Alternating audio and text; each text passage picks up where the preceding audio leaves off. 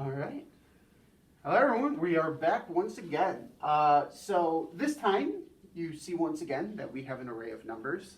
We discussed last time this idea of mean, median, mode, and range, and now we are actually going to implement some of those ideas into creating a plot. And the plot is used to represent all of the numbers on a graph. Now, what we are going to be doing here is I believe, no, it's not. Is it the stem and leaf plot? Or box and whisker? My bad, box and whisker. That's what it's called. Apologies. But we're going to do a box and whisker plot. And what a box and whisker plot looks like is something like this. Now, at the time, I don't expect you to know what, for people who do know what this is, fantastic, you're ahead of the curve. For those who do not, we're going to go into detail of each of these values, and then we are going to implement them into this graph. So we have two little lines at the beginning and at the end. These two lines are basically showing the minimum value and the maximum value of all of the values in, specifically in our case, the array, but in any set of data that you have. That if you were able to find the minimum value and the maximum value of the data, those two values would go here for the min and here for the max. Now, those basically make up the whiskers. Now, there's also the box. And what is the box? So the box looks like a rectangle with a line in it. What the line represents is the median, which we've talked about before. And I will show once again in this section how to find that again. But there are also two other values that we haven't discussed yet, which is Q1 and Q3, which basically means the quartile. And what the Q1 and Q3 means is that those are almost checkpoints in such a way for a percent of the data we've gone through. And what that basically means is that Q1 is actually the 25th percentile, Q3 is the 75th percentile, and because of the property of a median, the median is the 50th percentile.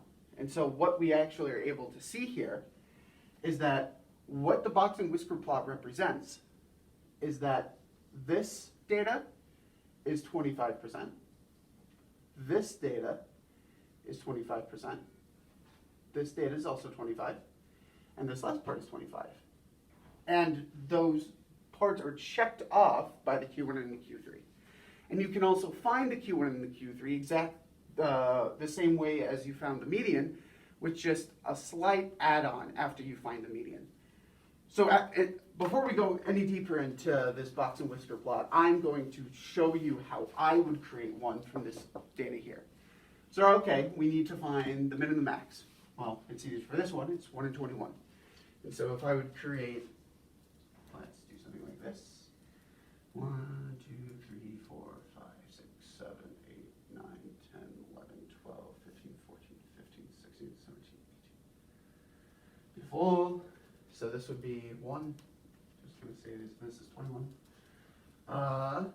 So because the min is here, is 1, the max is 21, the end of the whisker here would start here, and the end of this whisker, 21, would start here. So this is the beginning of the box and whisker plot. Now, the next step I would recommend doing is not trying to just create the box, but start using the lines that make up the box. So the next thing we're looking for is the median. And so if we do what we did in the last lesson to find the median, these two go off, these two go out, these two go out, and these two go out. We've now found the median is 7. And so we can go 1, 2, 3, 4, 5, 6, 7. Median is here. And so now we have found the median, min and max. So now this is the part where we should find Q1 and Q3.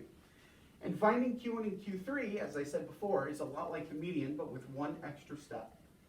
And this extra step is once you find the median, you cross out the median. Now, the actual value of the median is not gone. It's still there, but for the sake of finding Q1 and Q3, we basically put a line through it, and we look at these two other values and need to find the median of these two smaller arrays. So for this side, to the left of the median, we have almost a mini array of 1, 4, 5, and 6. We do the same thing where we cross out.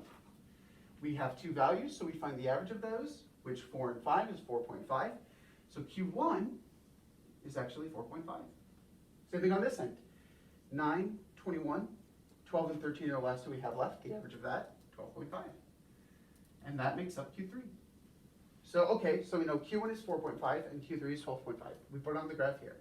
1, 2, 3, 4, 4.5, and it goes right between here. And 8, 9, 10, 11, 12, 12 and a half. And so it goes here. And so this just looks like lines at the moment. Now we can finish it up to make it look like that box and whisker plot, where we see the 3 values on the inside, we create a box around it, and then for the end, just add this. And so this is how we would form from this array a box and whisker plot.